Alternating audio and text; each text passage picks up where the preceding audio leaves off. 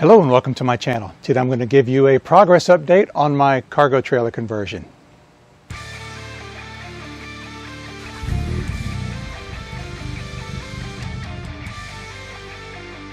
Welcome back and thanks for being here. I didn't think I was going to talk about my cargo trailer quite so soon, but I've been doing a lot of work, especially on the roof and the trim ring. Just to give you an idea of what I've been doing, the original roof, which I guess I do still have the original roof, it is aluminum that is laid on top of the structure and then screws around the perimeter, which of course creates a way for water to leak into the roof. And then there's a trim ring that goes around the edge and it laps over the top. And then there's screws all the way around that, which again is more way for water to get in. So then they put a coating on top around the perimeter of the roof, and it was pretty unsightly and unprofessional. When I discovered the leak was basically the only reason I found it was because I stripped out the interior so that I could insulate the walls. And that was when I saw all the evidence of leaks, rust, water stripes and stuff like that. So then I went to ripping up the roof. And that was pretty discouraging because that was when I discovered all the poor craftsmanship behind the roof on this cargo trailer. And I think when you're looking at budget trailers, they're all done this way. But basically at the front, where the front of the trim ring is then bent to match the round shape of the nose, they cut little curves into the trim ring so that it can bend. And in their case, they did not cut off the extra, so it created a little sawtooth shape, if you will, on the kerf. No matter, they just squirted a bunch of sealant over top of that and ran with it, which made it a whole lot tougher for me to clean up. Well, when I put my own trim ring on here, which their trim ring was impossible to find. I wish I could have found theirs because I kind of liked it. It had a better lip on it right here, but this one does not have a lip.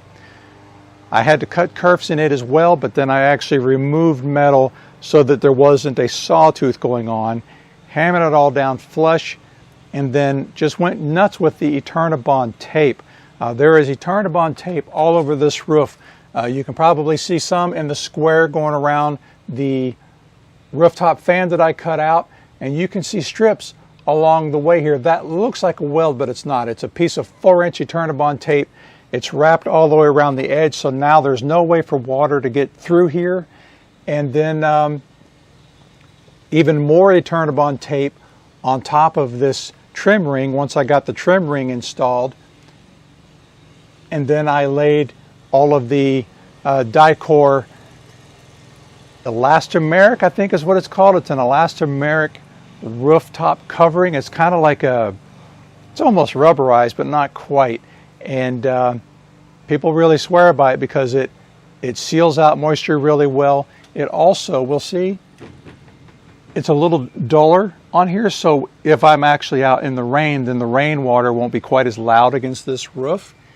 And then of course, being white instead of black or bare metal, it is hopefully going to reflect more heat.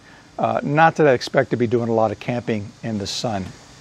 You may be able to see in this particular shot that I have not refinished this piece here yet. This is spray painted black. I had cut some pieces to fit and then spray painted it black ahead of time, and then I messed up when I was putting on the front trim panel.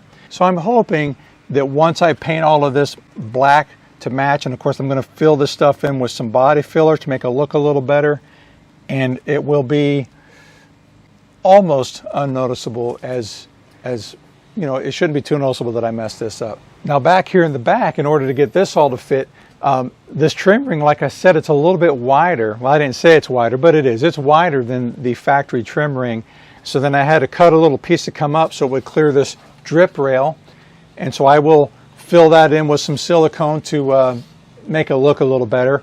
I added some extra marker lights. These are not required by law. These are actually made for trailers that are more than 80 inches wide. I do not feel that this little trailer with just these little lights right here is very visible in the dark. So I wanted a little bit more visibility here. Here's another look at the kerfing, what I did up here. And I'll get another camera up here to see if I can give you just a little bit better of a look. There is 3 coats of the elastomeric. Gosh, I just can't remember the name of the coating, but there's 3 coats of it up here, and this last coat is on really, really thick. I was pouring the can, and it had one of those spouts on it, and it came off. So I basically dumped a quart of this liquid up there all at one time, and so I have it smeared on really thick. It's pitted just a little bit up here, but that's okay. I have, like I said, the kerfing up here, I wanted to make sure there was no way for water to leak under the kerf, and I think I've accomplished that. I don't think I'm ever going to need to paint this again. This stuff up here, where I have a little bit of overspray or a little bit of over dribble, I guess you could say, that's not a big deal because I'm still going to go through, once I paint the body, the color that I want it to be right now is still kind of a very rough, silvery color. It didn't turn out quite right, and that's why I haven't talked about my painting. It was terrible.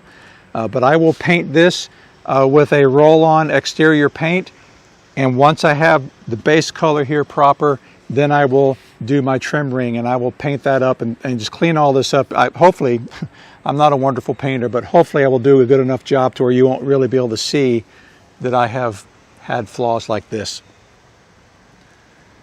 The roof vent works. I will show you that later. Right now the trailer's not hooked up to power, but that'll come. And of course I have lighting, functional lighting all around the trailer. I'll show you that in due time. I don't have my power hooked up out here, but I'll get it for you. That'll be in a future video. But I just want to let you know basically what's going on with my roof. It's probably been the most labor intensive part of the whole project because of all the little pieces of, you know, these screws, just taking these screws out, half of them stripped and are still inside the body. I couldn't get them out. I drilled some of them out. I sanded or ground some of them down. This was very painful. So you might have seen in other videos where I had some vertical marks on the exterior here. And what I was basically doing was marking the locations of screws that are still in the body. And I wanted to make sure that I didn't drive these new screws where old screws still existed. So that's what all of that was all about. Now that the hardest part of the project is behind me, the roof, after that, it should be fairly quick going because I'm nearly done. The electrical inside is going to be pretty simple. This trailer is too small to get complicated.